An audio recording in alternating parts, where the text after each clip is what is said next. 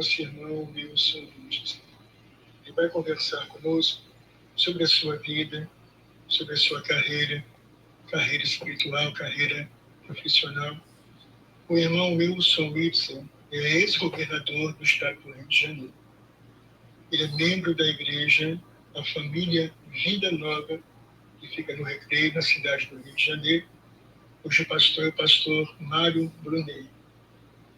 O nosso irmão Wilson, ele é pós-graduado em Direito Empresarial, mestre em Processo Civil e doutor em Ciência Política. Ele foi defensor também público em Juiz de Fora. Então, nós vamos conversar com ele agora. Ele já está no ar conosco. Irmão Wilson, tudo bom, irmão? Tudo na paz? Como é que o senhor está? A paz do Senhor, pastor. Muito obrigado pelo convite. Eu quero, antes de mais nada, agradecer a Deus, dono de todas as coisas e o único digno da nossa salvação e adoração. Em 1 Coríntios, capítulo 8, versículo 6, está escrito: todavia, para nós há um só Deus, o Pai, de quem são todas as coisas, e nós nele. É um Senhor, Jesus Cristo, pelo qual são todas as coisas e nós por ele. Pastor, a Bíblia está repleta de ensinamentos sobre como devemos orar e consagrar ao nosso Pai tudo o que fazemos. Provérbios 16, 3. Consagra ao Senhor tudo o que você faz e os seus planos serão bem-sucedidos. E assim eu tenho feito, né? Hoje, antes de entrar na nossa entrevista, nós já oramos, eu e minha esposa, e por estas sábias palavras eu quero consagrar ao Senhor essa oportunidade em que nós vamos estar juntos nesta manhã com Ele, para Ele, nosso Pai, eterno, porque tudo que fazemos, com o único objetivo de concretizar os seus propósitos, o reino dos céus na terra. Por isso, Jesus, na sua primeira pregação, ele já nos faz a seguinte advertência. Após ele ter sido tentado no deserto, em Mateus capítulo 4, versículo 17. Arrependei-vos, eis que o reino dos céus está próximo.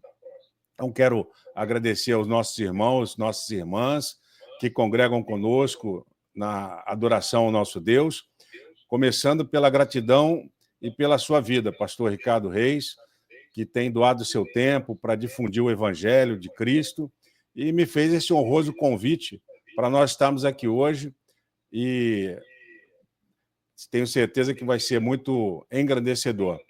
Quero agradecer também o pastor Mário Brunet, que pastoreia a nossa igreja, a Família Vida Nova, onde nós congregamos todas as terças e domingos.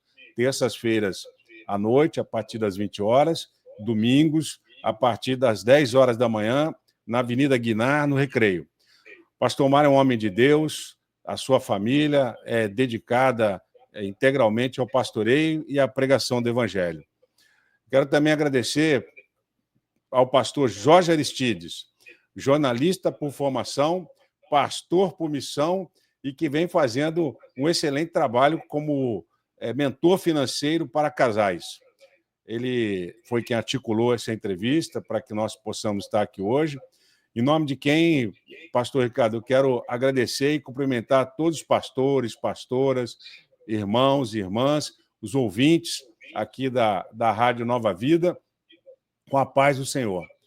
Eu quero aproveitar também para dizer, pastor Aristides, que nós estamos lendo um livro aqui em casa, eu e minha esposa, que o título é Dinheiro é Emocional. É do pastor Tiago Brunet, primo do meu pastor, Mário Brunet, que hoje movimenta milhões de pessoas no seu canal do YouTube. Ele tem uma frase de destaque nesse livro. Aí acho que o pastor Jorge Aristides vai concordar comigo. Se as suas emoções não estão saudáveis, seus recursos jamais irão satisfazê-lo. Se seu emocional não está saciado, o dinheiro nunca cumprirá esse papel.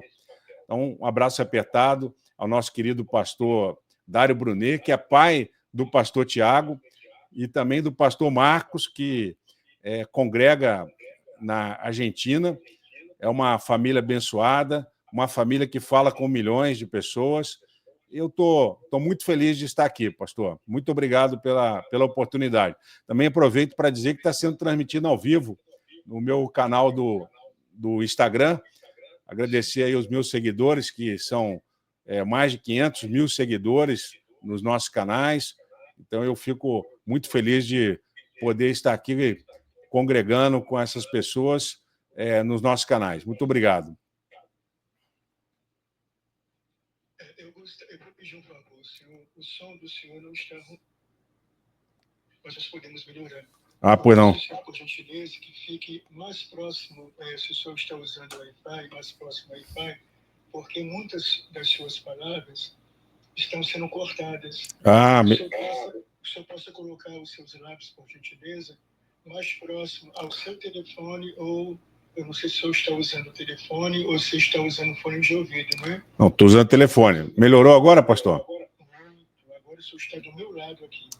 Porque assim os ouvintes podem ouvir melhor a sua voz, porque nesse momento eu vou lhe informar em off, depois da nossa reportagem aqui, da nossa entrevista com o senhor, quantos ouvintes estão lhe ouvindo no mundo inteiro. Mas já posso lhe garantir, nós já começamos com uma audiência muito grande. Posso lhe informar agora que milhares de pessoas estão lhe ouvindo, principalmente no estado do Rio de Janeiro. Glória a Deus. Eu vou lhe fazer uma pergunta aqui, começando a fazer uma pergunta para o senhor sobre seu currículo de vida.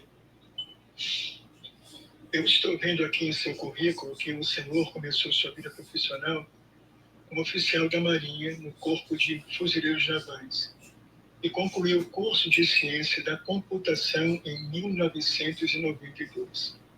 Deixou a Marinha para ser servidor da Prev-Rio, no município do Rio de Janeiro, entre 1994 e 1998.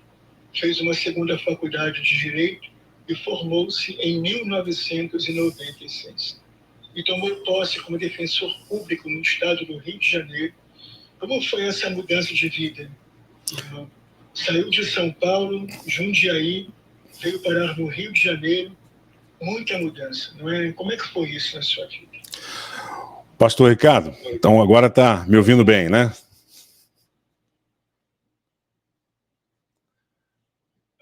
Agora está me ouvindo bem? Às vezes está replicando, às vezes, não sei se é onde o senhor está, a sua voz desaparece do áudio.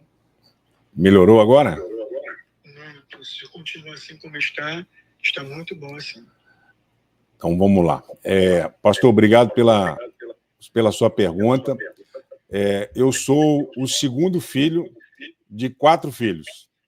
Sim. Eu nasci num lar cristão, eu sempre gostei muito de estudar, eu tive uma infância muito difícil, como muitos brasileiros e brasileiras, com muitas pessoas no mundo. Meu pai foi metalúrgico e, em razão dessa atividade dele, a gente mudou em muitas cidades. Eu morei em Jundiaí, morei em Osasco, morei em Marília. Então, a gente contabilizou aí mais de 20 mudanças. E minha mãe foi uma empregada doméstica, também batalhou muito para criar os 4 filhos. Meu pai sempre foi uma pessoa que teve muitos problemas com doença. E minha mãe sempre me dizia que ela não tinha conseguido estudar, ela tinha um sonho de ser advogada, e ela, na sabedoria dela, ela sempre me dizia: meu filho, tem que estudar. Falava isso para todos os meus irmãos, né? Tem que estudar. E, como o senhor mencionou, né, eu tive uma grande, honrosa jornada em todos os cargos que eu passei. Foram muitos concursos públicos, e em todos os cargos eu sempre me dediquei muito. E minha mãe tinha esse sonho de ser advogada, né? Eu fui advogado, me formei na Faculdade de Direito em 1996, fui aprovado no exame da ordem, e aos 32 anos eu tomei posse no cargo de juiz federal. Deus colocou no meu coração de ser juiz federal, e ao lado da minha mãe, do meu saudoso pai, que faleceu recentemente, eu tomei posse como juiz federal e dediquei à minha mãe esse cargo, né, que foi muito gratificante para ela ver que o sonho que ela tinha de ser advogada ela estava ali presente na posse, aqui no Tribunal Regional Federal da 2ª Região, vendo o filho dela galgar um cargo de tamanha importância na nossa sociedade, na nossa democracia, e eu não tenho noção da emoção dela, do sonho de ser advogada e estar vendo um filho que foi advogado, hoje eu volto a ser advogado, e foi juiz federal.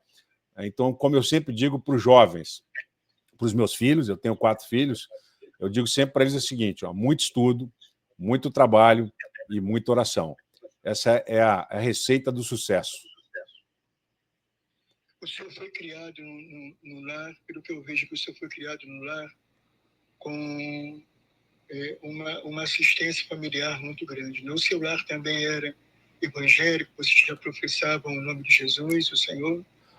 Pastor, eu fui criado num lar cristão de tradição italiana, alemã, portuguesa. Minha mãe tinha uma descendência portuguesa, meu pai o alemão, por parte de avô paterno, e avó materna muito italiana. Então, nós sempre fomos muito cristãos, católicos.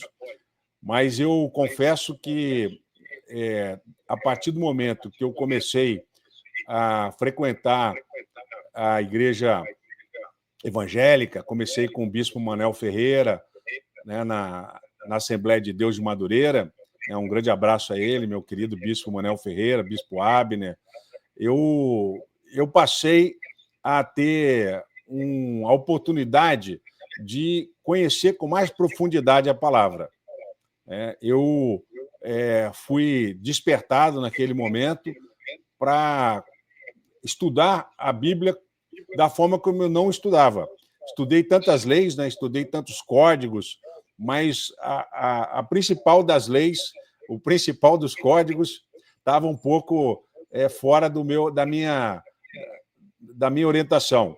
E, a partir dali, eu confesso que passei a me fortalecer muito e foi muito importante para mim ter iniciado essa jornada. E depois nós fomos batizados na Igreja Vida Nova, com o pastor Mário Brunet, e foi uma bênção. Mas eu nasci no lar cristão, mas foi com o aprofundamento, através do pastoreio dos pastores, do bispo Abner, do bispo Manuel Ferreira, e principalmente do meu pastor, e também do pastor Dário, que pastoreou muito a minha família. Ou seja, nós fomos muito abençoados. Acho que Jesus movimentou ali um exército de pastores para poder nos dar essa orientação. O senhor teve, então, pelo que eu entendi aqui, uma estrutura familiar muito grande, né? Graças a Deus. E pelo que eu sinto também, pelo que eu vi aqui da sua parte, o senhor é um homem que cuida muito bem da sua família. E isso é muito importante, não é, irmão? Verdade, pastor. Antes de dizer, o pastor Ricardo, eu sou casado com a Helena. Este ano nós vamos fazer 20 anos de casamento. Vamos renovar nossos votos. Já falei lá ao pastor Mário Brunet que queremos fazer uma cerimônia e consagrar esses nossos 20 anos ao Senhor. A Helena sempre diz que ela quer fazer bodas de diamante, nem sei quantas bodas é, mas eu quero que Deus me dê força para viver ao lado dela até as bodas de diamante, Acho que são 50 anos, Então, eu acho que tem mais 30 anos pela frente ainda, eu estou com 50 anos, que eu vou chegar lá com a graça de Deus. Então, a minha família é muito importante para mim. A minha filha, Beatriz, hoje é uma serva do Senhor. Ela se batizou junto com a gente e logo depois do batismo dela, ela começou a fazer oração na escola com as amiguinhas. No começo todo mundo ficava meio assim estranho, Hoje os professores, antes da prova, falam assim: Bia, vamos fazer uma oração? Então ela está conseguindo levar o evangelho aonde a gente não consegue, faz a célula aqui em casa com os jovens.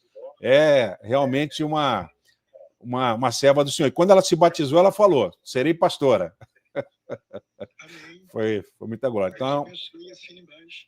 é uma família que foi completamente amoldada aqui ao Senhor. Eu estou lhe perguntando isso aqui porque muitas pessoas lhe conhecem pela política. Isso, Mas muitos não sabem da sua trajetória como cristão, como trabalhador, como esposo, como filho, como pai. Então é muito importante que o senhor fale o que está falando nesse momento aqui, pelas minhas perguntas, para que as pessoas também saibam quem é o nosso irmão Wilson Whitson. Isso. Para que possam conhecer melhor a sua vida, tanto vida profissional, como vida pública, mas também como uma vida como esposo, como pai, como filho, como cristão, de onde o senhor é, como evangélico, né? Qual é a sua denominação que o senhor nesse momento está congregando, é o seu pastor. Isso é muito importante para os ouvintes. Agora, eu vou voltar um pouquinho agora, querido irmão. Pois não. Para perguntar uma outra coisa aqui que veio ao nosso coração. Depois da Defensoria Pública, o senhor tomou posse como juiz federal em 2001. Passou um tempo no Espírito Santo, entre 2005 a 2010. E retornou ao Rio de Janeiro para, em 2018, depois de 17 anos como juiz, ser candidato a governador do estado do Rio de Janeiro. O senhor sai de uma situação X para entrar numa situação Y. E nós sabemos que toda pessoa que é pública, ela está sujeita a muitas coisas, a N coisas, né? Essa sua decisão foi uma decisão fácil ou difícil? Como é que o senhor viu essa sua decisão? Era uma coisa a ser resolvida muito fácil ou foi muito difícil o senhor tomar essa decisão em se candidatar a ser governador do estado do Rio de Janeiro? Pastor, foi uma decisão muito difícil. E só através da oração, volto a dizer, naquele momento, o bispo Manuel Ferreira foi muito importante, o bispo Abner, porque nós oramos muito para que eu tomasse a decisão que Deus estava colocando no meu coração. Foram 17 anos fazendo justiça, fui muito feliz na carreira como juiz federal, mas, ao mesmo tempo, eu confesso que Deus estava ardendo no meu coração uma nova missão. E a Bíblia diz em Provérbios 19, 21, que são muitos os nossos propósitos no nosso coração, mas apenas o propósito do Senhor é que vai permanecer, que vai prevalecer. Então, eu fui buscar qual seria efetivamente o propósito de Deus na minha vida. E tomei a decisão de deixar a magistratura para exercer, me candidatar a governador, e foi uma eleição onde eu não tinha dinheiro, o meu partido era um partido considerado pequeno, e nós tivemos 4.700.000 votos pelo mover de Deus. Então, eu me lembro que o bispo Manuel Ferreira me pediu para ler Hebreus, capítulo 11. E ele falou assim: meu irmão, Wilson, ali o senhor vai ter os exemplos que Deus nos dá para aqueles que ele tem um chamado.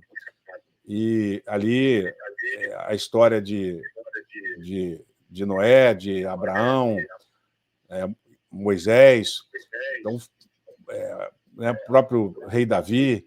Então, são exemplos de chamado de Deus e que todos tiveram que abrir mão de algo muito especial para poder seguir o desígnio de Deus na sua vida. Então, nós devemos orar para que possamos encontrar esse caminho. Foi muito difícil, foi uma eleição também difícil, também não foi um governo fácil, e o que eu tenho certeza é que eu estou em paz comigo mesmo, eu estou em paz com a minha família, e nós estamos aqui como servos. Nosso objetivo não é cargo, não é dinheiro, não são conquistas, né? Deus se alegra mais das nossas renúncias do que propriamente das nossas conquistas. E eu estou convencido de que tomei a decisão correta, e eu sempre ouço nas pregações da igreja, com várias igrejas que eu vou, quando se fala de José, né? Deus deu o sonho para José, mas não falou para ele como é que ia ser o processo.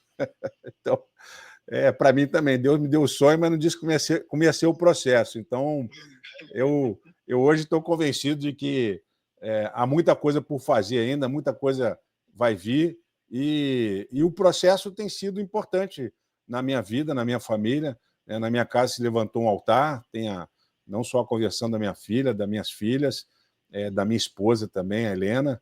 Então, ela está, inclusive, escrevendo um livro, né? Foi já intimada, né, pelo pastor Dário, pelo pastor Mário, a escrever o testemunho dela, porque o testemunho dela é muito forte e muito impressionante, né? Ela faz parte da história do estado do Rio de Janeiro, então a gente sabe da importância disso. Eu vou perguntar ao senhor aqui uma pergunta agora. Perguntar uma pergunta é ótimo, né? Você é a virose que está atrapalhando um pouco a minha parte mental aqui. Só misericórdia. Uma pergunta que não quer calar. É uma pergunta um pouco melindrosa, mas eu tenho que fazer, não tem jeito. Porque essa pergunta, ela fala muito sobre o Senhor. Uhum. Eu não estou perguntando a Maria, ao Joaquim, ao fulano, ao Ricardo, à Isabela, à Paula, vou perguntar diretamente ao Senhor. Porque esse fato aconteceu com o Senhor, e ninguém melhor para relatar o que aconteceu do que o Senhor. Até hoje a população não entendeu o que exatamente aconteceu para ter impedido a continuidade do seu governo. Eu gostaria, tenho certeza também que todos os ouvintes que nos ouvem nesse momento, que não são poucos, são milhares de pessoas em todo esse abençoado planeta Terra. E no Rio, então, a audiência está, como diz, né, o mundo está bombando. Então, eu desejo ouvir da sua própria boca, irmão, o que aconteceu para que o Senhor fosse retirado do governo do Estado do Rio de Janeiro. Fique à vontade. Obrigado, pastor. Eu quero responder essa pergunta de duas formas, né? Primeiro, com um testemunho cristão e depois, tecnicamente falando, né? Bom, falando sobre o aspecto cristão, que é o mais importante, né, para todos nós que estamos ouvindo, nós somos cristãos e precisamos entender o que aconteceu. É uma batalha, uma grande batalha espiritual. Deus tem levantado homens e mulheres para que se cumpram as suas profecias, e na Bíblia nós temos vários exemplos, como eu citei aqui em Hebreus, capítulo 11, o reino dos céus na terra tem sido uma luta contra o diabo. Diuturnamente ele desafia a bondade de Deus, atormenta as pessoas, e aqueles que não estão revestidos de toda a armadura de Deus acabam sendo seduzidos pelos encantos da serpente. Então, em Efésios, capítulo 6, versículo 11, essa carta importante, escrita pelo apóstolo Paulo, ela faz uma advertência, uma orientação, né? Revesti-vos de toda a armadura de Deus, para que possais estar firmes contra as astutas ciladas do diabo. E no versículo seguinte, 12, porque não lutamos contra carne e sangue, mas contra os principados, contra as potestades, contra os governantes das trevas desse mundo, contra a maldade espiritual em regiões celestiais. Então, eu acredito, pastor Ricardo, que é uma batalha, né? Assim como José viveu a batalha dele, assim como Davi viveu a batalha, né? Neemias. Então, nós estamos na história da humanidade com vários momentos em que a humanidade está sendo resgatada, né, nessa batalha, para que nós possamos, que a maioria das pessoas tenha o entendimento da salvação. E o Rio de Janeiro é mais um capítulo dessa batalha, né? Eu deixei o cargo de juiz federal para ser candidato a governador por um chamado. Deus está sempre nos chamando para os nossos propósitos. Nós devemos orar, encontrar esse chamado para que se cumpram as promessas em nossas vidas. E a nossa jornada é de aprendizado, né? Jesus esteve no deserto, José viu os sonhos e as promessas de Deus, mas toda grande missão vem acompanhada de grandes desafios, né? Eu sempre ouço algumas pregações que diz que uma flecha não vai para frente se ela não for puxada para trás. Ninguém vai deixar de passar por o deserto para ser provado e ser moldado, né? Nós somos o vaso na mão do oleiro. Então, eu creio que nós estamos nessa batalha espiritual. Como cristãos, nós não podemos parar de orar. O povo hebreu orou no deserto, Deus ouviu, e nós não podemos parar de orar. Eu agradeço a todas as orações que eu tenho recebido, a minha família. E, por outro lado, vamos falar da questão jurídica. A gente viu que tudo aconteceu muito rápido, né? Nós tivemos um processo que, em menos de 3 meses, entenderam que eu deveria ser afastado, né? Hoje, os processos com as acusações contra mim, eles estão numa fase que não passou da denúncia, porque não tem provas, e foi uma ação do maligno. Naquele momento, foi algo que acusações foram feitas, e eu me lembro muito da acusação da esposa de Potifar contra José. Potifar acreditou, e muitos juízes acreditaram nas acusações, e foi algo assim que nunca aconteceu na história, né? Um governante eleito, com a quantidade de votos que nós tivemos, foram quase 5 milhões de votos no Rio de Janeiro. 2019 foi um ano em que nós tivemos uma evolução econômica na segurança pública do Rio de Janeiro, né? Nós agimos com rigor, né? E não havia como ser diferente, mas também começamos a mudar, né, o Estado. E, como nós falamos anteriormente, há uma batalha espiritual muito grande. E aqueles que não estão revestidos da couraça do Espírito Santo, não estão, acabam sendo influenciados e praticam ações. E eu acredito que, infelizmente, nós temos hoje essa batalha dentro do próprio judiciário, dentro da Assembleia Legislativa do Rio de Janeiro. E o propósito de Deus a gente não sabe, porque Deus coloca e Deus tira, né?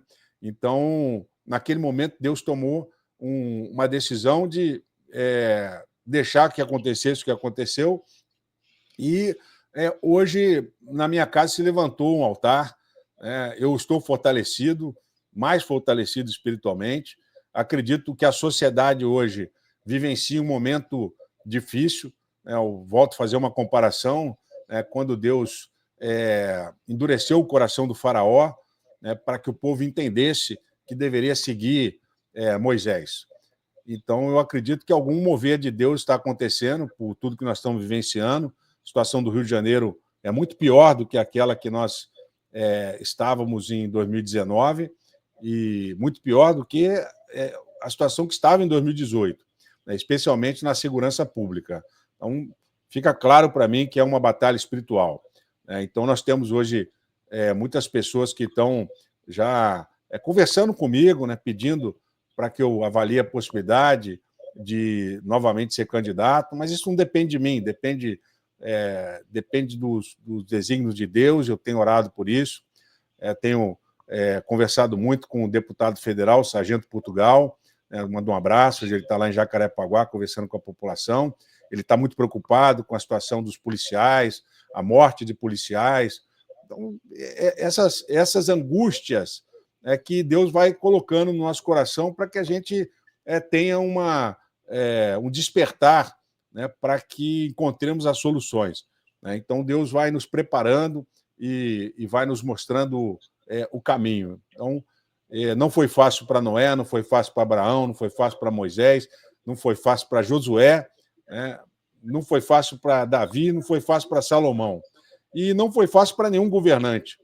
Todos aqueles que são chamados para um mover de Deus vão passar por dificuldades, mas a recompensa é poderosa e Deus vai honrar, e todos dizem sempre que a glória da segunda casa é muito maior, e no local da sua vergonha, né, Deus vai te honrar. Então, nós estamos acreditando que no nosso trabalho, que a gente precisa continuar estudando, se preparando, para, no momento certo, apresentar aquilo que pode ser o plano, né, como Neemias fez, né?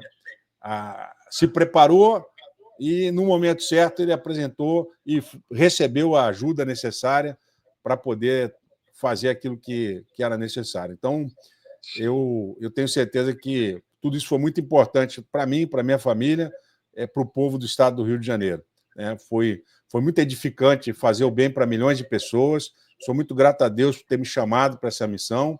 E eu estou sempre orando, pastor Ricardo, junto com os outros pastores, com a minha esposa, com a minha igreja, né, para que a gente encontre o caminho que Ele quer que nós sigamos, né? Então, eu tenho sempre chamado para esse clamor, né, para que a gente possa encontrar o melhor caminho, né?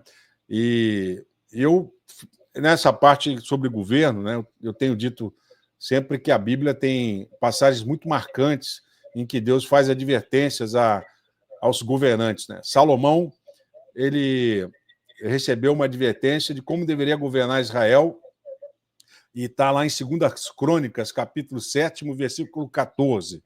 Se o meu povo, que é chamado pelo meu nome, se humilhar e orar e buscar a minha face, voltar dos seus caminhos iníquos, então eu ouvirei do céu e perdoarei os seus pecados, sararei a sua terra.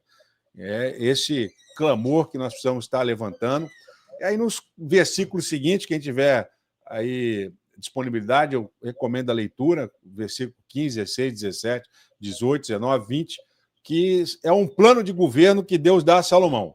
E, para mim, isso é muito claro para qualquer governante. Provérbios, capítulo 29, versículo 2, diz que quando o justo tem autoridade, o povo se regozija. Mas quando o perverso domina, o povo planteia. Essa passagem de Provérbios 29, 2 é uma passagem que eu tenho sempre muito próxima, porque é algo que a gente vê acontecendo na prática.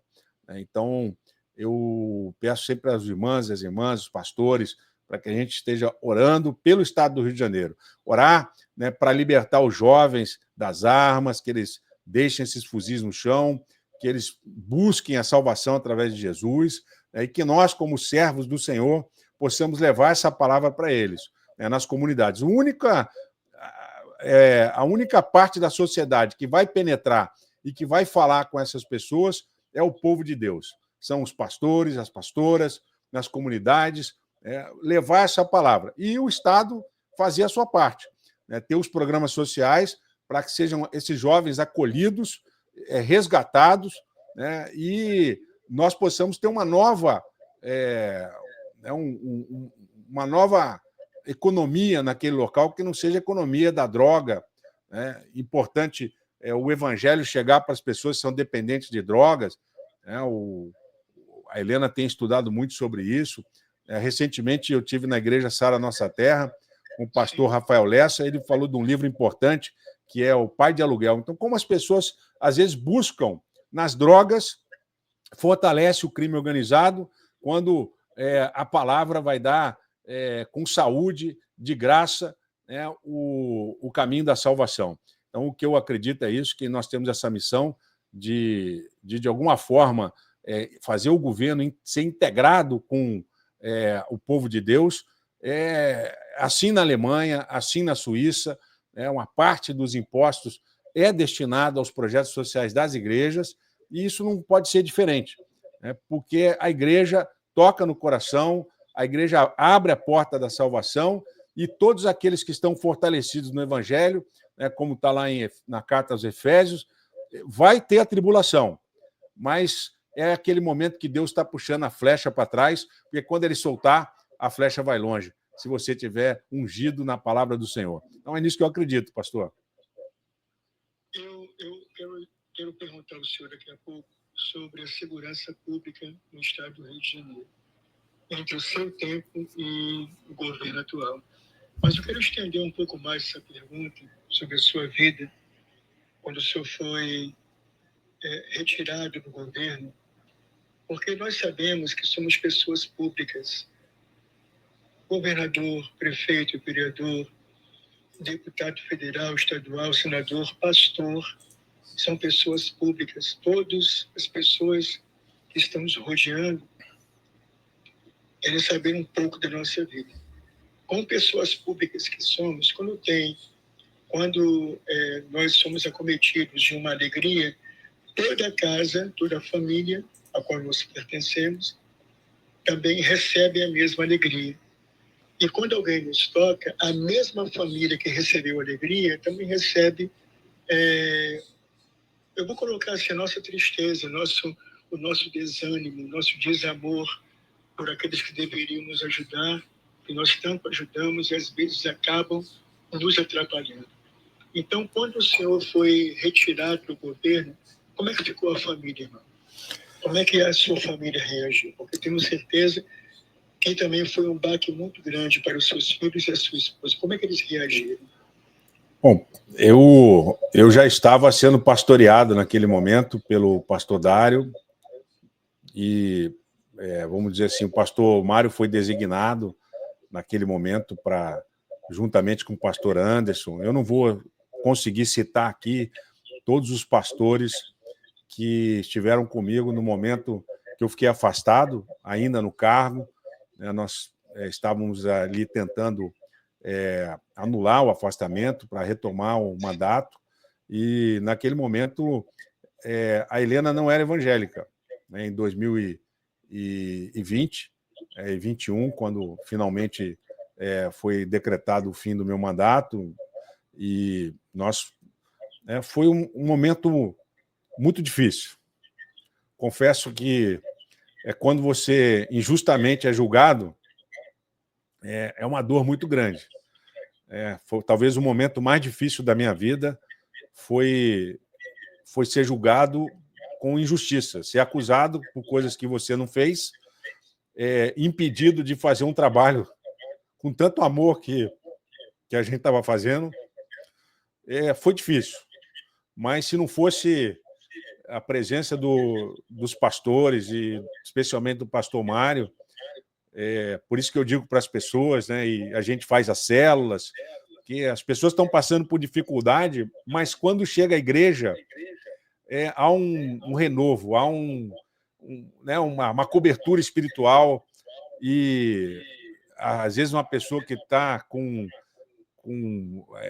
aquele espírito de suicídio, não foi meu caso, graças a Deus, aquilo é afastado. Mas a minha filha Beatriz já tem alguns relatos de que amiguinhas dela que queriam se suicidar, ela conseguiu com a palavra, levando ali a palavra de Deus, ela fez com que aquelas meninas pudessem entender o momento e se superar. Então, não foi diferente comigo, né? Eu sempre tive uma vida de muito sucesso, apesar das dificuldades. Passei em todos os concursos públicos, nunca tinha enfrentado uma situação. Eu nunca fui demitido na minha vida. Eu nunca fui demitido. E ser impedido, de uma forma que eu vou dizer até covarde, foi muito difícil para mim e para minha família. Mas foi a oração, foi Jesus na nossa vida, com sabedoria da Bíblia, e foi nos mostrando, através dos heróis da fé, parece que o bispo Manuel Ferreira já estava me preparando, né, quando ele apresentou para mim Hebreus capítulo 11. Então, eu vejo que a nossa vida ela é feita de desafios. E Deus vai preparar homens e mulheres de acordo com o desafio que Ele vai colocar na vida deles. Então, eu não tenho dúvida que a minha missão não é uma missão simples, mas hoje eu digo que a minha família está muito fortalecida. A minha esposa hoje é intercessora na igreja, tem aí uma vasta bibliografia hoje de estudo na batalha espiritual, e com muito carinho a gente tem convidado, inclusive, o pastor Miqueias para ir à igreja para falar sobre batalha espiritual nos lares. A Helena tem dado esse testemunho, e é em função disso que nós hoje estamos firmes, em função da nossa vida de servidão à palavra. Deus tem nos honrado. Recentemente nós ampliamos nosso escritório e em 3 anos, 4 anos, vamos dizer assim, Deus restaurou a nossa parte financeira da família. Meus 3 filhos querem fazer medicina, então a gente realmente vai precisar de muito recurso. O Vitinho está na luta aqui para ser aprovado na UERJ, e minhas filhas também querem ser médicas, e, enfim, nós estamos restaurados. E agora é esperar o momento da flecha novamente ser atirada para longe, porque os desígnios de Deus a gente está sempre em busca. Mas foi muito difícil, pastor Ricardo, a gente sofreu muito, eu sofri muito, mas em nenhum momento eu deixei de crer que Deus estava ao meu lado. Não importa, a Helena sempre dizia, né, não importa quais são as setas do maligno, ela estava lá, já está repreendendo. Hoje ela tem essa autoridade espiritual de repreender a seta do maligno. Quando a gente pisa no local, nós consagramos. Então, eu acredito que foi um grande aprendizado. Eu tenho muito para contar, muito para ajudar, e dizer para as pessoas que não importa qual o tamanho do desafio, se você estiver firme na palavra, Deus vai te mostrar o caminho. Muitos vão cair na tua direita, na tua esquerda, mas você vai continuar firme, porque quem sustenta o teu chão é o Senhor. E Ele, aonde não tem ponte, Ele vai colocar. Qualquer desafio que Ele te der, Ele vai te aprimorar. Se você pede sabedoria, Deus vai te dar problemas difíceis para você resolver. E esses são os testemunhos que a gente tem visto ao longo dessa nossa trajetória. E eu tenho certeza que há muito por fazer ainda. Irmão Wilson, deixa eu lhe falar aqui uma pergunta, a penúltima pergunta, e após a sua resposta, faremos a última pergunta para o senhor. Eu não lembro se é década de 80 do século passado ou década de 90. Mas Nova York era uma das cidades mais violentas do mundo. E o prefeito de Nova York, ele colocou um tema lá da segurança pública: tolerância zero. E após isso, Nova York começou a ser uma cidade pacificada. Eu moro, como todos sabem, no estado do Rio de Janeiro, na cidade de Arraial do Cabo, onde nesse momento é transmitido para os ouvintes pela web rádio o programa Manhã com Deus. E eu vivi no Rio de Janeiro durante 34 anos com a minha família. E vim para São Pedro da Aldeia por causa da violência que estava, naquele tempo, já isso há 23 anos atrás, a violência que já imperava na cidade do Rio de Janeiro. Eu morava em Bangu. E mesmo morando no Rio de Janeiro e nasci no bairro da Penha, sou carioca, como disse, da Gema, cresci no Rio de Janeiro, ali eu me casei, tive filhos. Já vim para a cidade de São Pedro da Aldeia, cidade vizinha aqui a Arraial do Cabo. Quando cheguei em São Pedro, eu vim do Rio para São Pedro por causa da violência que estava começando, que estava já imperando na cidade do Rio de Janeiro. Hoje está pior. Hoje eu não tenho medo de ir no Rio de Janeiro, eu tenho pavor. Eu pertenço, eu sou membro da Assembleia de Deus do Campo de Cosmos.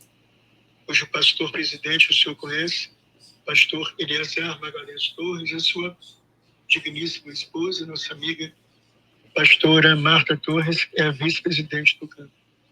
Inclusive, ela faz aniversário hoje, já mandamos ainda há pouco um parabéns abençoado para a nossa pastora.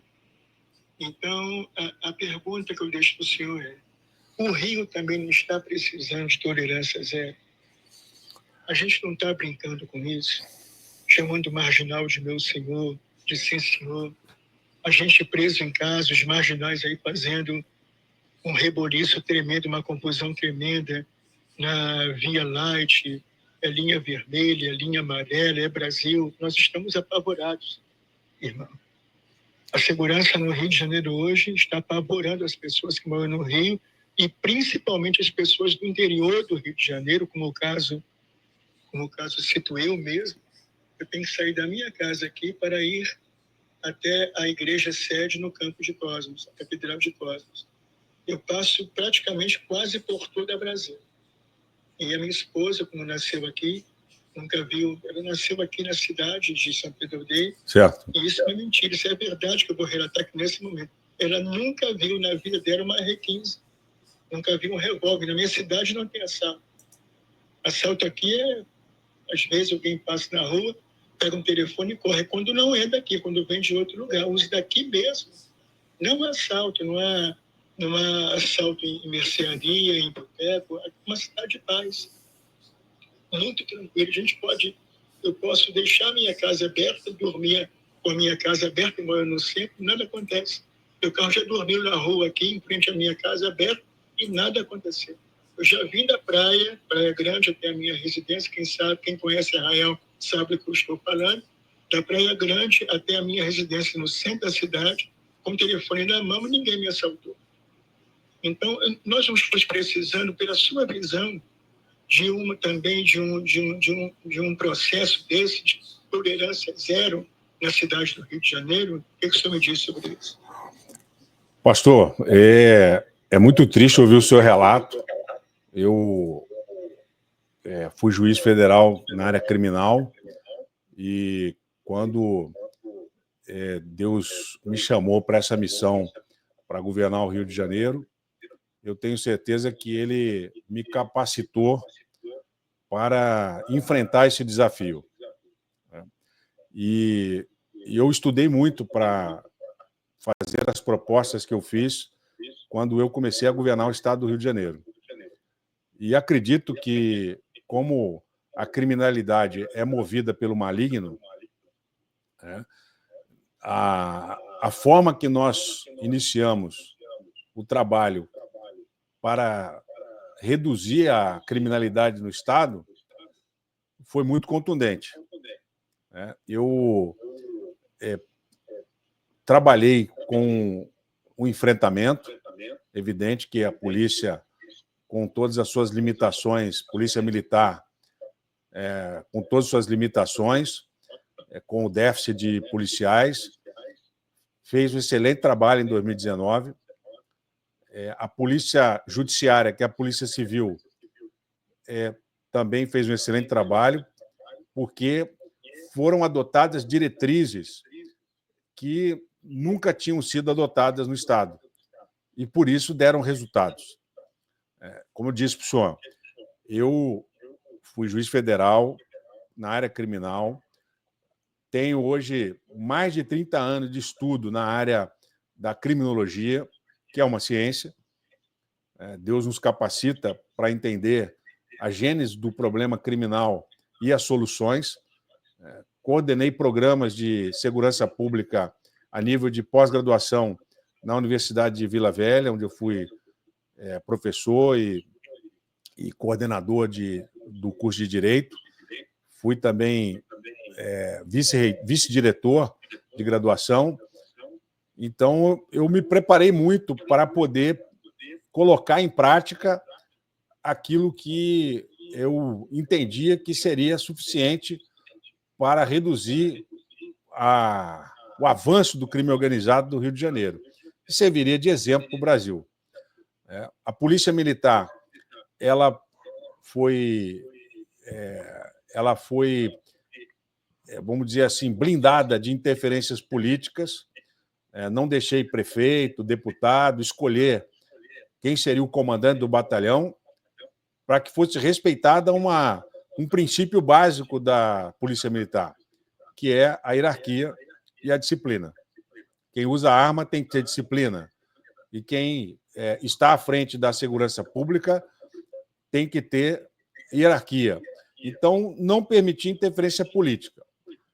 Além disso, coloquei recurso na Polícia Militar, mais de R$1 bilhão em 2019, 2020, propiciando aos policiais capacidade material, técnica e logística para poder trabalhar. Isso foi tão contundente que um partido político resolveu ir ao Supremo Tribunal Federal, e aí vem uma disputa política, porque se alguém está dando certo, quem não quer que dê certo vai causar um tumulto. E hoje a DPF ela foi provocada politicamente e o juiz tem que decidir, o Supremo Tribunal Federal tem que decidir. E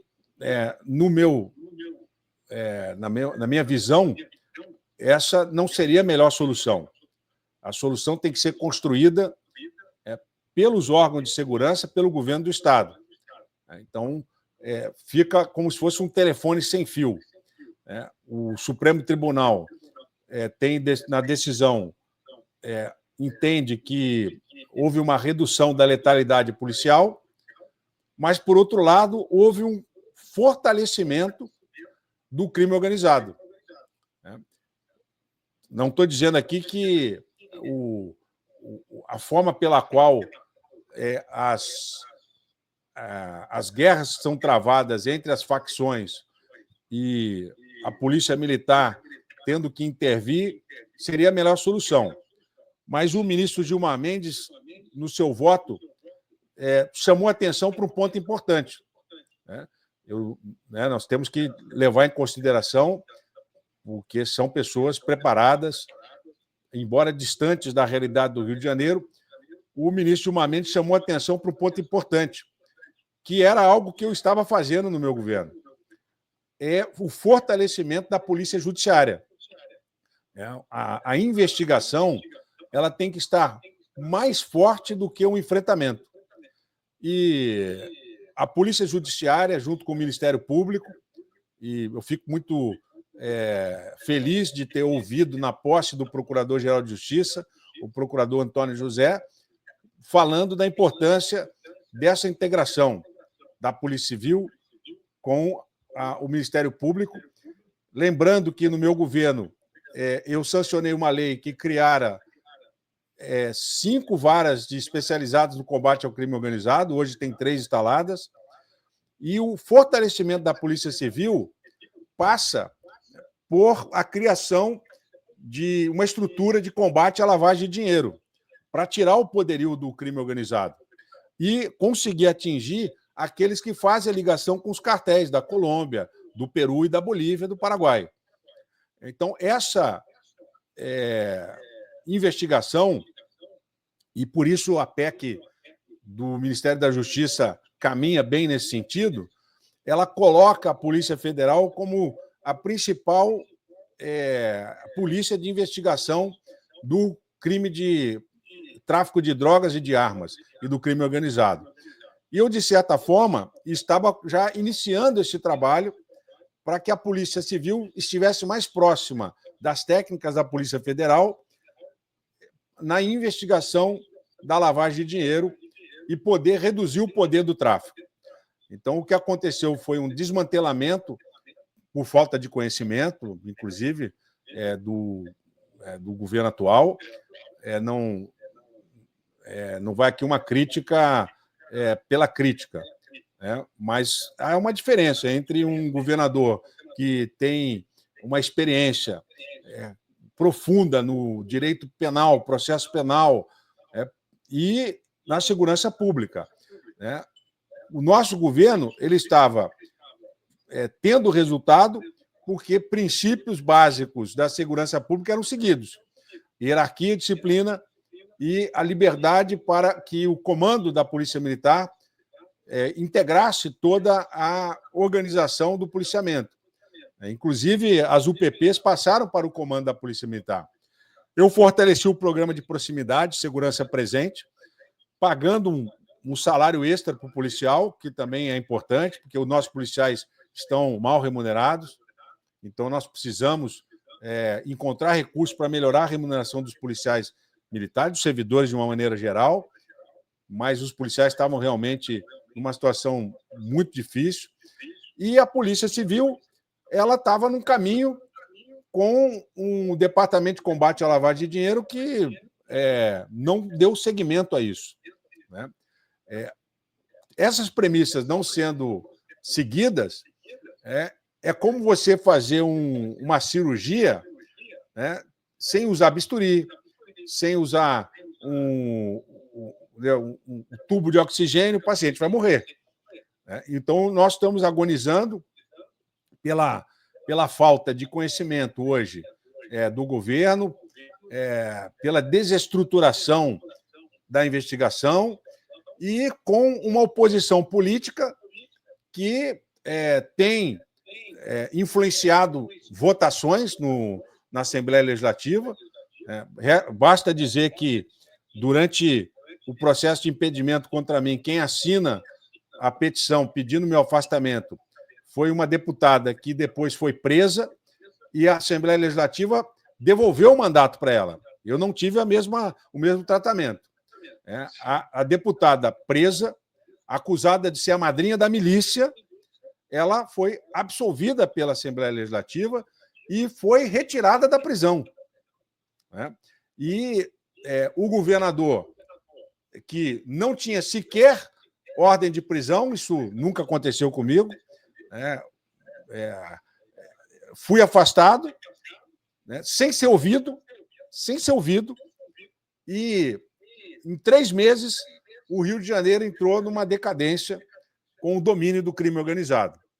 Então, o que nós precisamos agora é fazer essa reflexão, né, e tem uma escolha a ser feita em 2026, e nós temos que debater e temos que ter a consciência de que nós não podemos escolher para o governo do Estado amadores.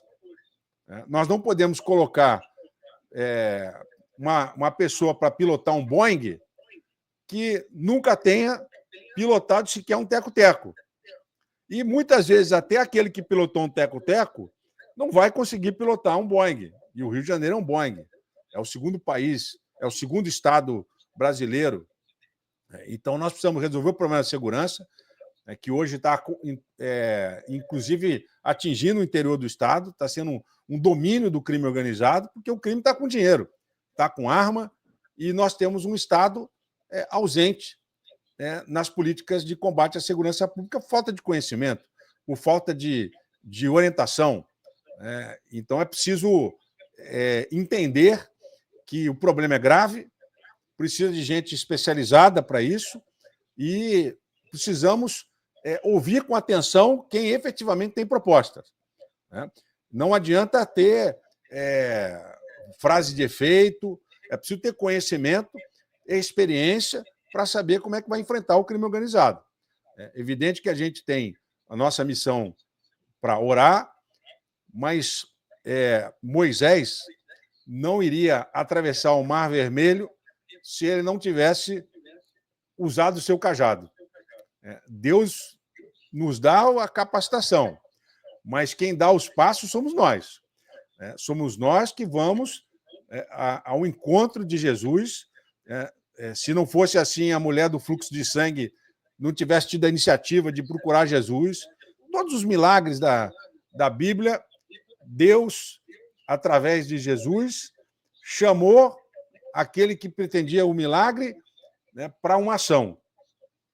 Então, é preciso estarmos atentos que o milagre só vai acontecer se nós buscarmos o milagre. Né? E uma outra advertência bíblica é que o milagre não vai acontecer no momento de tranquilidade. Né? Não se fechou a boca dos leões antes de Daniel entrar na cova. Né? Então, é preciso que a gente tenha essa visão, né? E saibamos que os desafios são enormes. Nova York, como o senhor citou, era uma outra realidade. Né? A realidade do Rio de Janeiro é muito pior, porque aqui nós temos a pobreza, nós temos a falta de Deus no coração e o crime organizado com dinheiro. Então, nós temos que trabalhar com conhecimento, com capacidade para enfrentar esse desafio. E eu tenho certeza que Deus vai nos dar o caminho, por isso nós temos que clamar a Deus, né, como está lá em 2 Crônicas, capítulo 7, versículo 14. Vamos clamar ao Senhor e nós vamos chegar lá, pastor. Deixa eu lhe falar aqui. Como eu falei que a minha esposa nunca viu um R15, eu bem riu, deve ter ido aí, achado engraçado. Isso é verdade. Aqui tem violência? Tem. Mas é uma coisa mais escondida, entendeu? Então, não é como no Rio de Janeiro. Esses relatos que a gente vê aí, arrastão na linha vermelha, que é quase sempre, arrastão na linha amarela, arrastão na Avenida Brasil. Isso é quase sempre, não tem hora, não tem dia. É verdade. Pode ser 6 da manhã, pode ser 6h30, pode ser de noite. Então, a minha esposa, ela sofre, às vezes, de pressão alta, não é por comida ou bebida, é estresse emocional. Eu pego ela aqui, levo ela para o Rio de Janeiro, para nós podermos cultuar o Senhor na Catedral em Cosmos. Tem que passar pelo Brasil. Vamos supor que nesse momento é uma arrastão. Ela morre. Pode ter um infarto na hora. Não, vamos orar para que isso não aconteça, não. Não é só pela Dani, minha esposa, ou pelo pastor Ricardo, é pela população em geral. Nós que moramos aqui não estamos acostumados com isso. Então, o nosso baque, quando, se porventura Deus queira que nunca acontecer, o nosso medo, o nosso baque será muito maior, porque não estamos acostumados com isso. Agora, imagina o povo do Rio, mesmo acostumados com isso, olha as imagens na televisão, no YouTube, verdade. O pessoal fica apavorado. Pessoas deitando no chão, pessoas se acomodando atrás dos veículos, atrás dos parapeitos. Quer dizer, a situação no Rio é situação de guerra. Isso acontece em guerra. Isso aí... A gente fala assim porque nós já estamos acostumados, infelizmente, com esse acontecimento. Mas o acontecimento, a violência no Rio de Janeiro, é um acontecimento de guerra. Isso acontece em guerra. A gente dificilmente vê em outros países isso acontecendo. Então, eu peço a Deus realmente, em nome do Senhor Jesus, glória a Deus, que isso acabe o mais depressa possível, não é, irmão? Eu quero lhe fazer aqui a última pergunta aqui dessa nossa entrevista, e tenho certeza que foi uma entrevista muito esclarecedora. Glória a Deus. Eu quero falar com o senhor sobre a importância da política e por que nós devemos estar atentos à política. Há várias passagens na Bíblia em que Deus levanta seus líderes hebreus, não é? Como Noé, Abraão, Moisés, Josué, Esther, Davi, Salomão, Neemias e outros, apenas para citar alguns que foram chamados antes de Jesus, o maior de todos, os líderes. Isso. Não é? Porque o Senhor é o Senhor, não é? Esse aí é o líder supremo, líder máximo, não é? Todos receberam um chamado e orientações, um plano de governo para liderar a criação e evitar que o maligno venha dominar o mundo. Como foi sua experiência como governador? Governador evangélico e governador como, assim, não vou dizer profissão, porque governar não é profissão, é estar. Profissão é para sempre. Eu sou médico para sempre, eu sou juiz para sempre, eu sou advogado sempre. governador está, o senhor estava como governador. Verdade. Qual foi a sua experiência em estar como governador? Pastor, eu lamento não poder ter dado continuidade ao programa que nós criamos. Mas, como disse, é uma batalha espiritual, é uma batalha que não acabou. Nós estamos de pé, eu estou de pé, e nós fizemos no governo muitos projetos importantes que precisam ser retomados. Nós não vamos vencer a violência apenas com a polícia. Nós tínhamos um programa importante, que era o programa Marcha da Cidadania, para tirar as pessoas em situação de rua, e havia um programa que não consegui sequer começar, que é o programa Restitui. É um programa que nós queremos retomar, com a graça de Deus. É um programa que oferece aos jovens que estão em situação de risco uma capacitação através da FATEC, através de instituições parceiras, e eu estava preparando economicamente para gerar 1 milhão de empregos em todas as comunidades, através do programa Comunidade Cidade. O programa Comunidade Cidade ia começar na Rocinha. Quando nós fizemos a desestatização da SEDAI, que hoje está dando uma série de problemas, e depois a gente pode falar sobre os problemas que estão acontecendo, principalmente por conta da má gestão da SEDAI nos últimos 40 anos, é preciso que se diga isso, e os recursos que foram gerados pela desestatização na SEDAI eram para ser utilizados no programa Comunidade Cidade. Infelizmente, com a interrupção do meu governo, essa linha de trabalho foi interrompida e foi um prejuízo muito grande para o programa Comunidade Cidade. Eram bilhões que seriam destinados à formação de jovens nas comunidades, como falei, 1 milhão de bolsas, e é possível retomar isso, com 5 programas nas comunidades. É o Comunidade Cidade. Programa de educação ambiental, onde jovens iriam se preparar para a coleta correta de lixo na comunidade e fazer, de forma empresarial, a transformação desse lixo em recursos. Nós temos vários projetos para transformar esse lixo em recursos para a própria comunidade.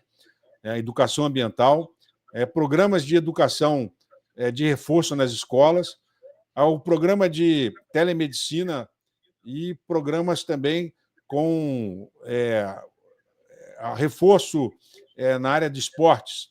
Então, esses programas sociais, através do Comunidade Cidade, geraria e pode gerar 1 milhão de bolsas de trabalho voluntário e vai ajudar a qualificar as pessoas, substituir o ciclo econômico do crime organizado por um ciclo econômico de prosperidade e de esperança. Então, isso tudo foi interrompido de tal forma que muitos estavam vendo que o governo estava dando certo. Era preciso interromper para não deixar a gente ir longe. E, definitivamente, criar um novo grupo político no Rio de Janeiro. Como o senhor disse, o objetivo era ter sucessores, preparar pessoas para dar continuidade a esse programa. Mas tudo isso ainda está de pé. Nós temos condições de fazer esse programa, melhorar a economia do Estado. Nós temos o norte do Estado com possibilidade de retomada da indústria sucroalcooleira, que hoje o mundo precisa desses produtos, dessas commodities.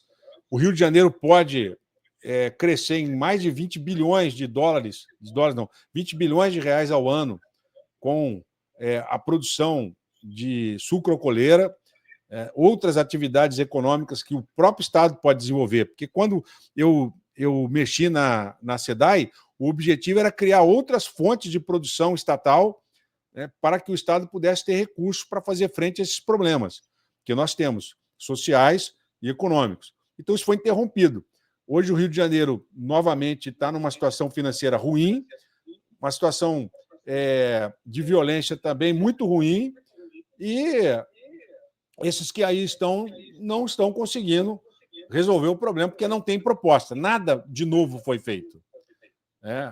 Tudo que nós fizemos permaneceu e foi piorado. A própria desestatização da SEDAI não era para estar do jeito que está, porque a modelagem veio com defeitos e surpreendeu as empresas. Mas é preciso corrigir isso.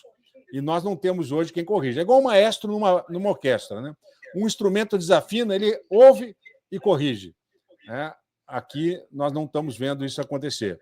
Então, nós precisamos corrigir o rumo e rapidamente, para que a gente não sofra mais com essa agonia de equívocos, erros, e que podem ser corrigidos.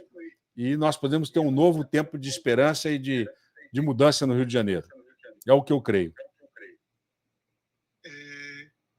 Eu tenho um recado para o senhor aqui, entre tantos, mais um aqui especial do nosso amigo, pastor Rubem Cunha. Pois não. E da sua esposa, diaconisa Mari.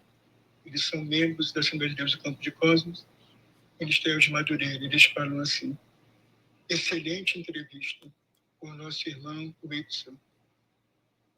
Fomos, eu e a minha esposa, cabos eleitorais, mesmo sem o conhecer. Mas porque sentimos naquele momento que ele era o melhor e mais preparado para o governo do nosso Estado. Deus continue abençoando sua vida e também a vida de sua família. Eu fico muito feliz de ouvir esse relato. Eu sou servo do Senhor. Os votos que eu recebi foram recebidos em razão do mover de Deus. Então, toda a honra e toda a glória pertence a Ele. Eu sou servo de Deus, sou seguidor de Jesus Cristo, e os irmãos que congregam, e eu tenho certeza que a votação foi uma grande congregação. Aqueles que não creem, mas votaram por uma motivação profissional, por uma motivação que talvez nem eles tenham entendido. Mas nós tivemos quase 5 milhões de votos de pessoas que acreditavam no projeto. E um projeto que foi interrompido sem explicação. Uma explicação muito ruim. Qualquer impedimento de um governo é muito ruim, e foi uma experiência ruim para o Rio de Janeiro.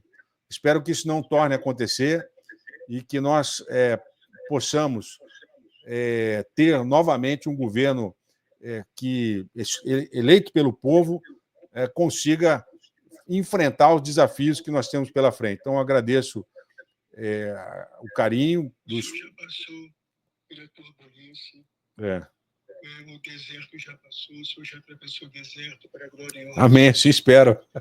Como está a sua vida hoje? Como está a sua família? Como está a sua igreja, o seu pastor? Como estão essas áreas fundamentais da sua vida?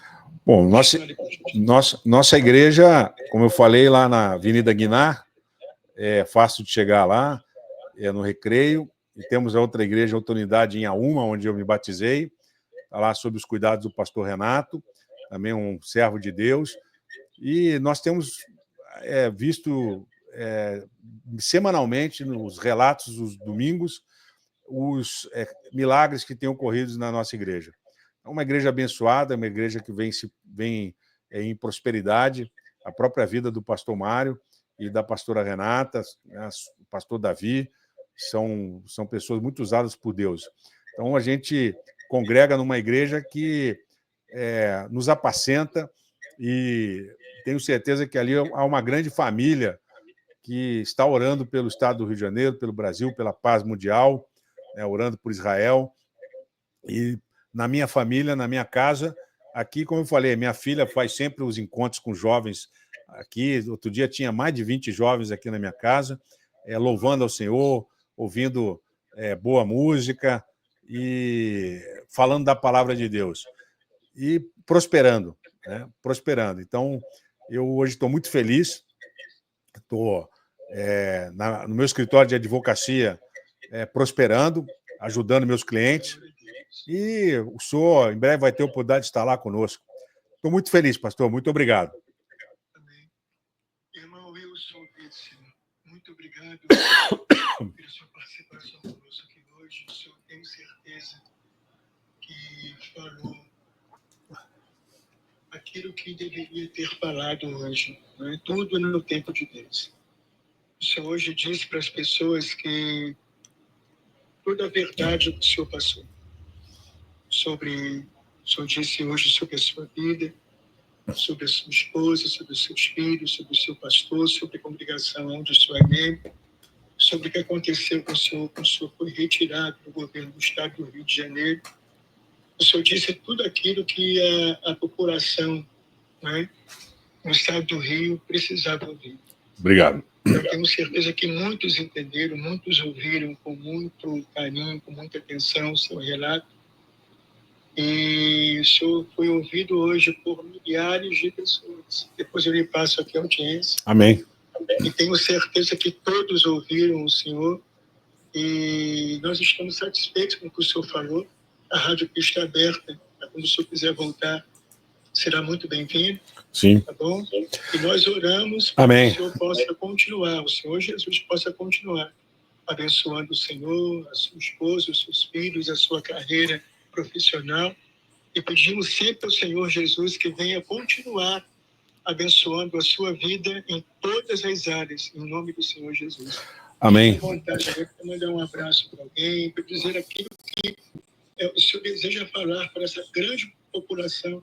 Amém. Do Senhor nesse momento. Bom, dizer que eu fui muito feliz como governador e amo o meu estado que me acolheu. Aqui eu crio meus filhos, aqui eu vivo com os jovens cheio de esperança. Eu encontro com jovens na rua, eles vêm conversar comigo e eu vejo a esperança no rosto deles. E nós queremos viver no Rio de Janeiro que seja um estado onde as pessoas possam ter tranquilidade. Isso é possível. O estado do Rio é muito rico. Então, eu amo esse estado, eu amo esse país.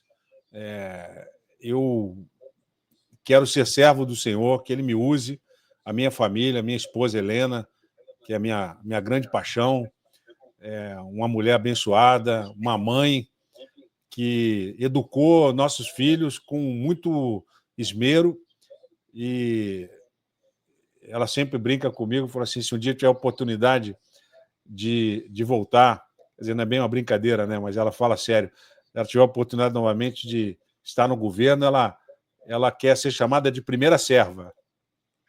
Ela não quer ser chamada de primeira dama, ela quer ser chamada de primeira serva, porque é assim que ela se sente, ela quer ser serva do Senhor, e ela tem já uma visão de muito que ela pode fazer, do muito que ela pode fazer na área social e ajudar realmente as cidades do Rio de Janeiro a desenvolver esses projetos. Então, eu estou aqui sonhando, né, e muitas vezes, né, não devemos falar nossos sonhos, né, mas é uma realidade que todo mundo já sabe, que eu sou apaixonado pelo que faço, faço com carinho, desde o processo mais simples ao processo mais complexo, a gente cuida da mesma forma, e sendo servo do Senhor.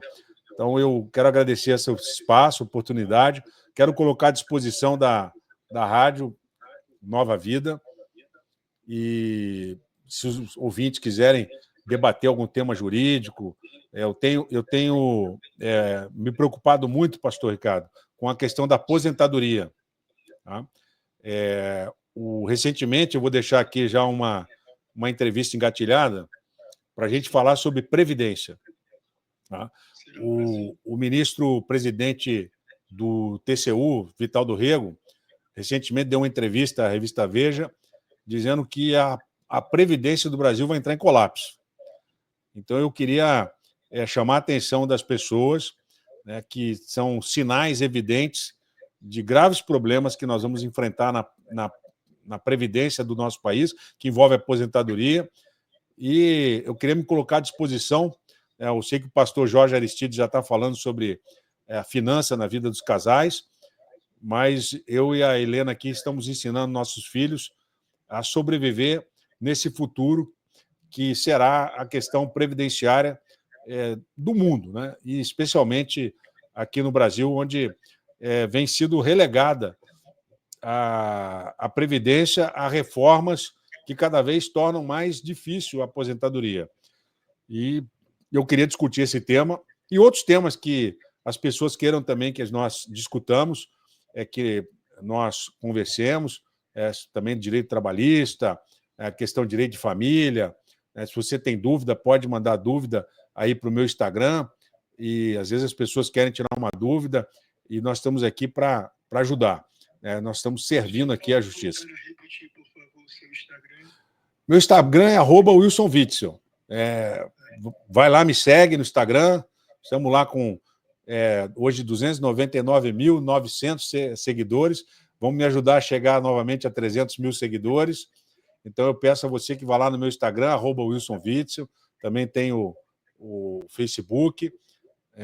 E siga lá nossas redes sociais, mande as suas perguntas, que a gente vai estar aqui em breve na Web Rádio Nova Vida para falar sobre questões também que eu tenho conhecimento e que as pessoas precisam se preparar.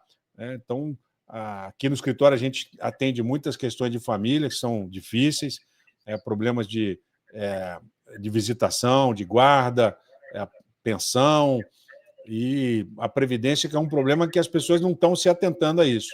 Então, eu quero me colocar à disposição para falar sobre essas questões, e meu Instagram está ali à disposição, @WilsonWitzel. Vai lá, me segue, vamos passar de 300 mil seguidores e poder ajudar a população. Pastor, muito obrigado. Eu tenho certeza que a nossa entrevista de hoje foi a primeira de muitas que vão se seguir. Será muito bom. Nós que louvamos ao Senhor pela sua vida, pela sua família.